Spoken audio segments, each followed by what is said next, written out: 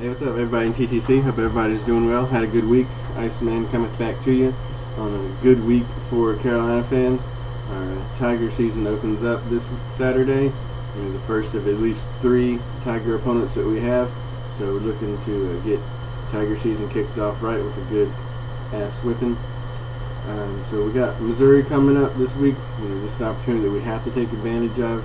We were able to get a 1-game lead in the conference last week because we took care sufficiently of Vanderbilt. Georgia and Missouri had non-conference games, and Florida lost. That's not going to happen every week, so we have to take advantages of opportunities when they come. And of course, getting a 1-game lead is great, but it doesn't mean anything if you don't take the opportunity to run with it. So here's the week where we start running with it. And for this opponent, we have Missouri, who's looked pretty good in their first couple of wins, and now comes in having lost kind of an embarrassing game against Indiana, who's really just not a good opponent, and not a good person or team to have your first loss against. They're a team that has won back-to-back games in 20 years, had back-to-back winning seasons in 20 years. They haven't beat a ranked team on the road before last week since 2006, but they were able to come in with a pretty decent offense. I'll give them that. But they put 493 yards total offense, 241 of which is rushing. That's encouraging to me because it's definitely our strength, our offense and especially running game. If Indiana can put up 241 yards, and Mike Davis should just have a career day. And it's not going to be the same defense that Indiana faced because they're going to be pissed off and they're going to hear about that game all week and they're going to be looking to make amends. So I'm not saying that, if Indiana can have 241 yards, then we should have like 800 or some bullshit like that, because it's just nonsense, because they're going to be fired up and they're going to look for revenge. And this is an important game for them too. This is their first conference game. 5 weeks into the season, it's kind of unusual for SEC teams, the way we do our schedules, to face the first conference game 5 weeks in. But the thing that we have to keep in mind, and they definitely will too, is that if we win this game, we take 3 conference games and a tiebreaker lead over them. So unless we just completely fall off the map and pull several Clemsons, they're pretty much out of the race against us. And we definitely want to make this a 3-horse race. This early in the season, that would be great for us. It'd be a great opportunity. So that's what we have to keep in mind. And that's what they're trying to avoid. So this is going to be a fight. They're going to come in. They're also going to be motivated by last season, that great second overtime victory that we had there in their building. They're a lot different team than they were last season, and so are we. So I don't think that'll have a lot of direct impact on the game, but it will motivate them some. And there's also the fact that we're the only team in the East they haven't beaten yet in their short time in the conference. So they have quite a bit of things motivating them, but we have a lot on the line too. So I'm looking for a big offensive game for us. Their defense isn't all that great, or at least hasn't shown the ability to be great so far. That's very true of us as well. Our defense statistically is getting better each week, and that's something that I'm very happy to see, especially after that week 1 abomination. But so I look for a pretty high scoring game. I think our defense is more capable of making the necessary stops than theirs are. They're also going to have some injury concerns, which you hate to see any team injured, but it's part of football. They're going to miss what I believe is their best offensive lineman. They have their second leading receiver is going to be out. I think another receiver was suspended or kicked off the team or something like that. So they're going to be without a few weapons. And I certainly hope we can take advantage of that. I don't think that we have any major injury concerns or major players that are going to be out, other than a little bit on our offensive line.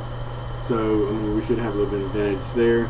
I look for special teams to be a hell of a lot better than it was against Vanderbilt.